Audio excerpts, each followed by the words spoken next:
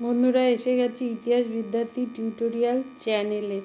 আজ আমি ইন্দোনেশিয়া কিভাবে স্বাধীনতা লাভ করেছিল, এই স্বাধীনতা লাভের প্রেক্ষাপট কী ছিল, কিভাবে বিস্তার লাভ করেছিল এই আন্দোলন, এবং স্বাধীনতা লাভের পর ইন্দোনেশিয়া কিভাবে বিকাশ লাভ করেছিল তাই নিয়ে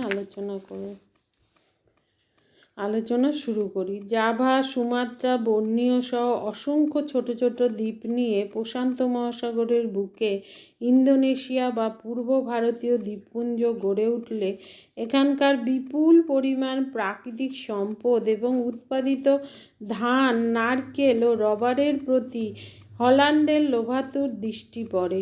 ফলে সপ্তদশ শতকের শেষ দিকে হল্যান্ডের অধিবাসী অর্থাৎ ডাচ বা ওলন্দাজরা এখানে তাদের আধিপত্য কায়েম করে। 1800 খ্রিস্টাব্দ থেকে 1942 খ্রিস্টাব্দ পর্যন্ত ইন্দোনেশিয়া ডাচ ঔপনিবেশিক শাসনের অধীনে ছিল। দ্বিতীয় বিশ্বযুদ্ধ চলাকালীন এই অঞ্চলে মিত্রশক্তির বিরুদ্ধে জাপানের অভূতপূর্ব অগ্রগতি ঘটে এবং জাপান সাম্রাজ্যবাদী নীতি চালিয়ে 1942 খ্রিস্টাব্দে পশ্চিমী ডাচ ঔপনিবেশিক শক্তির হাত থেকে ইন্দোনেশিয়াকে ছিনিয়ে নেয়।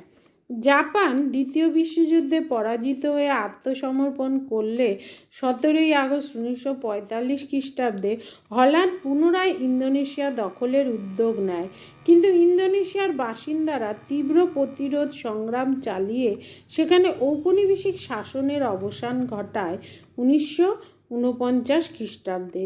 এবার ইন্দোনেশিয়ার ঔপনিবেশিক শাসনের অবসানের প্রেক্ষাপট কী ছিল? 1. হল্যান্ডের স্বৈরাচারী শাসন।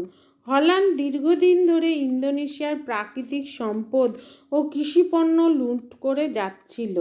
বিংশ শতকের শুরুতে সেখানে তেলের খনি আবিষ্কৃত হলে হল্যান্ড এই তেলের উপর নিরঙ্কুশ আধিপত্য প্রতিষ্ঠা করে। তারা ইন্দোনেশিয়ার জনগণের ওপর নির্বিচারে শোষণ চালাতে থাকে, ফলে সেখানকার মানুষের মন ক্রমাগত ক্ষোভ জমতে থাকে। কিন্তু জার্মানি দ্বিতীয় বিশ্বযুদ্ধের সময় হল্যান্ড দখল করে নিলে ইন্দোনেশিয়ার শাসনক্ষেত্রে শূন্যতা দেখা দেয়। 2. জাপানের অগ্রগতি। দ্বিতীয় বিশ্বযুদ্ধে হল্যান্ড জার্মানির দখলে চলে যায়। এই সময় হল্যান্ডের উপনিবেশ ইন্দোনেশিয়ার শক্তি শূন্যতার সৃষ্টি হলে জাপান সেই সুযোগ গ্রহণ করে। দ্বিতীয় বিশ্বযুদ্ধের সময় জাপান এশীয় অঞ্চলে সাম্রাজ্যবাদী নীতি গ্রহণ করে। এশিয়ায় জাপানের কাছে পরাজয়ের পরে পশ্চিমী শক্তিগুলি তাদের এশীয় অঞ্চলের উপনিবেশগুলিতে কোণঠাসা হয়ে পড়ে এবং এই অঞ্চলে জাপান আধিপত্য প্রতিষ্ঠা করতে সক্ষম হয়। এশীয় ভূখণ্ডে জাপানের কাছে ইউরোপীয় শক্তিগুলির পরাজয় ইন্দোনেশিয়া সহ এশিয়ার অন্যান্য উপনিবেশগুলির বাসিন্দাদের উৎসাহিত করে। তারা উপলব্ধি করে যে এশিয়ার পক্ষে ইউরোপীয় শক্তিকে পরাস্ত করে স্বাধীনতা লাভ সম্ভব। 3. জাপানের উদ্যোগ। দ্বিতীয় বিশ্বযুদ্ধের সময় পশ্চিমী শক্তিগুলিকে সরিয়ে জাপান এশিয়ার বিভিন্ন উপনিবেশে আধিপত্যের প্রসার ঘটায়। তবে জাপান এইসব উপনিবেশে ইউরোপীয় দেশগুলির মতো নগ্ন শোষণ ও নির্যাতন চালায়নি, বরং তারা এশিয়ার এইসব দেশে জাতীয়তাবাদের প্রসার ও মুক্তি সংগ্রামের মানসিকতাকে আরও শক্তিশালী হতে সহায়তা করে। তারা ইন্দোনেশিয়ার রাজনৈতিক বন্দীদের মুক্তি দিয়ে সেখানকার ডাচ আধিকারিকদের বন্দী করে।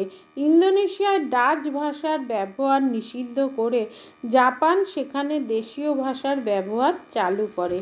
4. জাতীয়তাবাদের প্রসার। জাপানের উদ্যোগে ইন্দোনেশিয়ায় কয়েকটি জাতীয় প্রতিষ্ঠান গড়ে উঠেছিল। জাপানের সদর্থক ভূমিকার ফলে দ্বিতীয় বিশ্বযুদ্ধের পরবর্তীকালে ইন্দোনেশিয়ার জাতীয়তাবাদ অত্যন্ত শক্তিশালী হয়ে ওঠে। বুদি উতামা, সারেকাত ইসলাম কমিউনিস্ট দল প্রভৃতি জাতীয়তাবাদী সংগঠনের নেতৃত্বে ডাচদের বিরুদ্ধে ইন্দোনেশিয়ায় মুক্তি সংগ্রাম অত্যন্ত সক্রিয় হয়ে ওঠে। ডক্টর সুকর্ণ প্রতিষ্ঠিত জাতীয়তাবাদী দল ইন্দোনেশিয়ায় অত্যন্ত জনপ্রিয় হয়ে ওঠে। এইসব জাতীয়তাবাদী দলের আন্দোলনের চাপে হল্যান্ড বিপাকে পড়ে ইন্দোনেশিয়ায় তীব্র অত্যাচার ও নির্যাতন শুরু করে। 5. ইন্দোনেশিয়ার প্রজাতন্ত্র প্রতিষ্ঠা। দ্বিতীয় বিশ্বযুদ্ধের পর ইন্দোনেশিয়ায় জাপানের আধিপত্যের অবসান ঘটলে ওলন্দাজরা সেখানে নিজেদের ঔপনিবেশিক শাসন পুনঃপ্রতিষ্ঠা করতে তৎপর হয়ে ওঠে, কিন্তু ইন্দোনেশিয়ার জাতীয়তাবাদীরা এর বিরুদ্ধে তীব্র সংগ্রাম শুরু করে এবং হল্যান্ডের বিরুদ্ধে 1945 খ্রিস্টাব্দে স্বাধীনতা ঘোষণা করে সেখানে প্রজাতন্ত্র প্রতিষ্ঠা করে। জাপান এই প্রজাতন্ত্রকে স্বীকৃতি দেয়। 6. সুমাত্রা ও জাভা আক্রমণ। হল্যান্ডের সামরিক তৎপরতায় সুমাত্রা ও জাভা ছাড়া অবশিষ্ট ইন্দোনেশিয়া ডাচদের অধীনে চলে যায়। ডাচরা ইন্দোনেশিয়ায় ঘোষিত প্রজাতান্ত্রিক সরকারের রাষ্ট্রপতি ডক্টর সুকর্ণ এবং প্রধানমন্ত্রী হাত্তাকে গ্রেপ্তার করে। প্রতিবাদে ইন্দোনেশিয়ার মুক্তি সংগ্রাম তীব্র হয়ে ওঠে। এই অবস্থায় ব্রিটেনের মধ্যস্থতায় হল্যান্ড ও ইন্দোনেশিয়ার মধ্যে চুক্তি স্বাক্ষরিত হয়। এই চুক্তির দ্বারা সুমাত্রা ও জাভায় ডক্টর সুকর্ণ প্রতিষ্ঠিত প্রজাতান্ত্রিক সরকারের কর্তৃত্ব মেনে নেওয়া হয়, কিন্তু হল্যান্ড শীঘ্রই এই চুক্তি অগ্রাহ্য করে হঠাৎ সুমাত্রা ও জাভা আক্রমণ করে, ফলে হল্যান্ডের বিরুদ্ধে ইন্দোনেশিয়ার সর্বত্র বিদ্রোহের আগুন ছড়িয়ে পড়ে। বিশ্ব জনমত ইন্দোনেশিয়াকে সমর্থন করে। 7. আমেরিকার উদ্যোগ। ইন্দোনেশিয়া সহ এশিয়ার বিভিন্ন উপনিবেশের মুক্তির ক্ষেত্রে আমেরিকার সদর্থক ভূমিকা যথেষ্ট সহায়ক হয়েছিল। দ্বিতীয় বিশ্বযুদ্ধের সময়ই মার্কিন রাষ্ট্রপতি রুজভেল্ট ইউরোপীয় ঔপনিবেশিক শাসনের বিরুদ্ধে তার স্পষ্ট মতামত জানিয়েছিলেন। ইন্দোনেশিয়ার স্বাধীনতার প্রতি ইংল্যান্ড ও ফ্রান্স সমর্থন জানায়। আমেরিকা, ইংল্যান্ড এবং ফ্রান্সের চাপের ফলে ইন্দোনেশিয়ার স্বাধীনতা লাভের সম্ভাবনা উজ্জ্বল হয়ে ওঠে।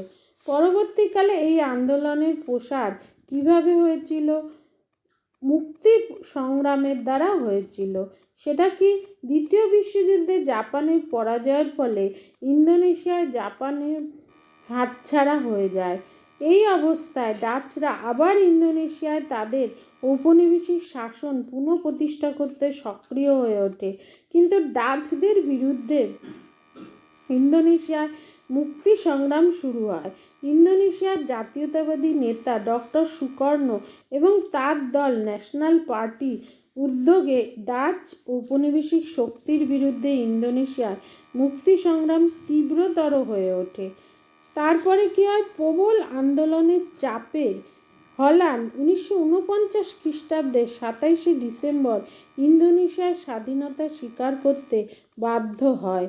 ডক্টর সুকর্ণ স্বাধীন ইন্দোনেশিয়ার প্রথম প্রেসিডেন্ট নির্বাচিত হন, কিন্তু স্বাধীনতা লাভের পরপরই বহু জাতি ও ধর্ম অধিষ্ঠিত ইন্দোনেশিয়ার জাতীয় ঐক্য সংকটের মুখে পড়ে। ফলে রাষ্ট্রপতি ডক্টর সুকর্ণ 1959 খ্রিস্টাব্দে সেখানে সংবিধান নাকচ করে নিয়ন্ত্রিত গণতন্ত্র প্রবর্তনে বাধ্য হয়। এইবারে ইন্দোনেশিয়ার বিকাশ কর্মসূচি এবং জাতি সংগঠন কীভাবে গড়ে ওঠে? আধুনিক ইন্দোনেশিয়ায় বিকাশ ও জাতি সংগঠন ধারাকে 3টি পর্যায়ে বিভক্ত করা যায়। প্রথম পর্যায় ছিল 1900 থেকে 1945 খ্রিস্টাব্দ, দ্বিতীয় পর্যায় ছিল 1945 থেকে 1950 খ্রিস্টাব্দ এবং তৃতীয় পর্যায় ছিল 1950 খ্রিস্টাব্দ থেকে বর্তমান সময় পর্যন্ত। এবার প্রথম পর্যায়ে, যেটা 1900 থেকে 1945 খ্রিস্টাব্দ পর্যন্ত ছিল, সেখানে কি হয়েছিল? তখন কি হয়েছিল? ইন্দোনেশিয়ার বিকাশ ও জাতি সংগঠনের প্রথম পর্যায়ে ইন্দোনেশিয়া জাতি হিসাবে আত্মসচেতন হয়ে ওঠে। এই পর্বে বিভিন্ন জাতীয়তাবাদী আন্দোলন শুরু হয় এবং ইন্দোনেশিয়া ধারণাটি জন্ম হয়। 1928 খ্রিস্টাব্দে জাকার্তায় যুবকদের এক সম্মেলনে ইন্দোনেশীয় জাতির স্বাতন্ত্র্যের কথা ঘোষণা করা হয়। এই সম্মেলনে ইন্দোনেশিয়ার সব প্রান্ত থেকে যুবকরা জড়ো হলে ঐক্যবদ্ধ জাতীয় চেতনা গড়ে ওঠে। এইভাবে বিচ্ছিন্ন ইন্দোনেশীয়রা ঐক্যবদ্ধ হয়ে ওঠে।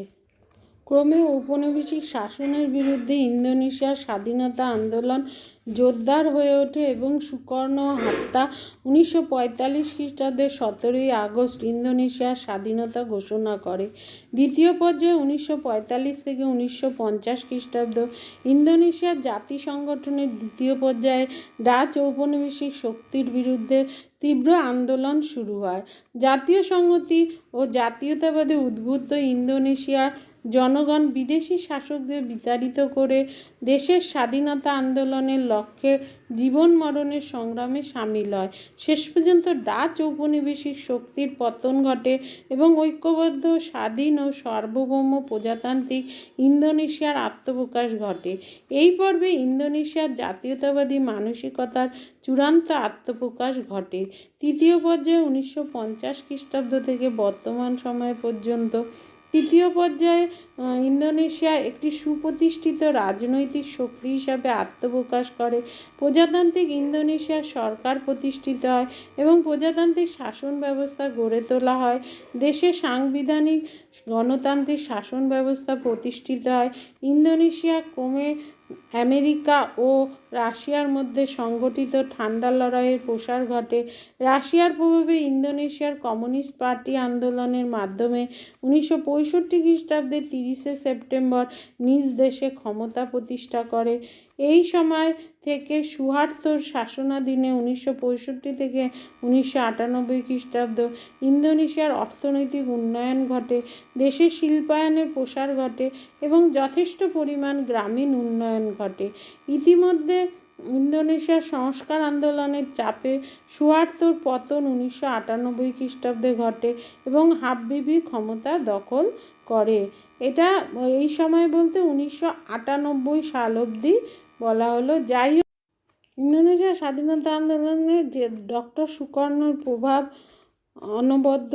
তিনি 1955 খ্রিস্টাব্দে যখন বান্দুং শহরে তার সভাপতিত্বে প্রথম আফ্রো এশীয় সম্মেলন অনুষ্ঠিত হয়, সেটা ছিল পরবর্তীকালে যা জোট নিরপেক্ষ কূটনীতির জন্ম দিয়েছিল। যদিও সুকর্ণ নিজের প্রচেষ্টাতে ইন্দোনেশিয়ার পুনর্গঠনে মার্কিন অর্থ সাহায্য লাভ করেছিলেন, অন্যদিকে সেনাবাহিনীর আধুনিকীকরণে সোভিয়েত সাহায্য লাভে সফল হয়েছিলেন। এইভাবে স্বাধীন ইন্দোনেশিয়ার জন্ম দিয়েছিল। বর্তমানে ইন্দোনেশিয়া এখন স্বাধীনতা লাভ করে এখন প্রজাতান্ত্রিক সরকার গঠন করেছে। যাই হোক সবশেষে বলা যায় যে ডক্টর সুকর্ণ এবং সেখানকার জনসাধারণের গণসংগ্রামের দ্বারা ইন্দোনেশিয়া বৈদেশিক শাসনমুক্ত হয়ে স্বাধীনতা লাভ করে। আজ আসি, দেখা হচ্ছে পরবর্তী ভিডিওতে। চ্যানেলটা অবশ্যই সাবস্ক্রাইব করো।